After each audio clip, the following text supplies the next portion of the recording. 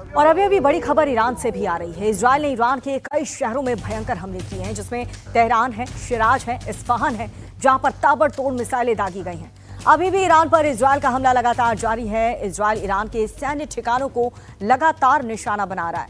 Israel ने Isfahan में आवासीय इलाकों को निशाना बनाया। हालांकि इस हमले में किसी के भी हताहत होने की खबर नहीं है। इस्फहान के साथ साथ तेहरान और शिराज में भी एक बड़ा हमला हुआ। इजरायल और अमेरिका दोनों यहां पर मिलिट्री साइट्स को टारगेट कर रहे हैं।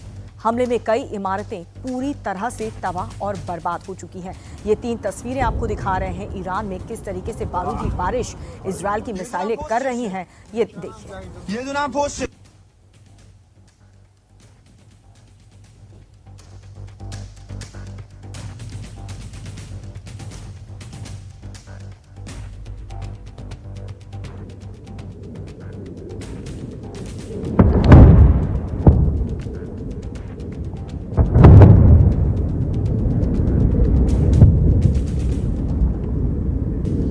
ईरान के ताज़ा हमलों में इजरायल को भी अच्छा खासा नुकसान पहुंचा है।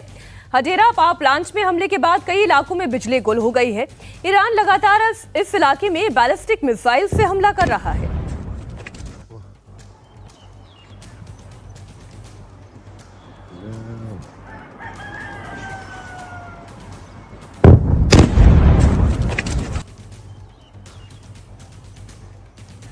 तो इजरायल ने सिर्फ ईरान के तेहरान पर ही हमला नहीं किया है, बल्कि कज़वीन पर भी एयर स्ट्राइक किया गया है।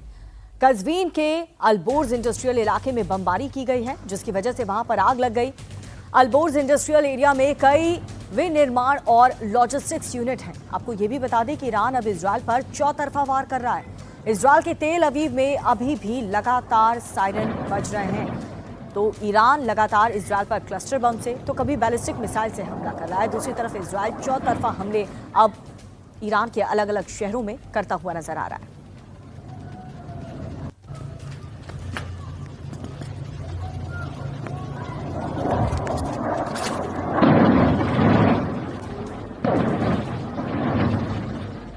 एक और बड़ी खबर, ईरान से बातचीत को लेकर ट्रंप ने एक नया दावा किया है। अमेरिकी राष्ट्रपति डोनाल्ड ट्रंप ने कहा है कि अगर अमेरिका हमला नहीं करता है तो ईरान बहुत जल्द ही परमाणु बम बना लेगा। जंग पर सफाई देते हुए ट्रंप ने कहा कि उनके सामने टारगेट क्लियर था और उन्होंने उस टारगेट को हासिल किया।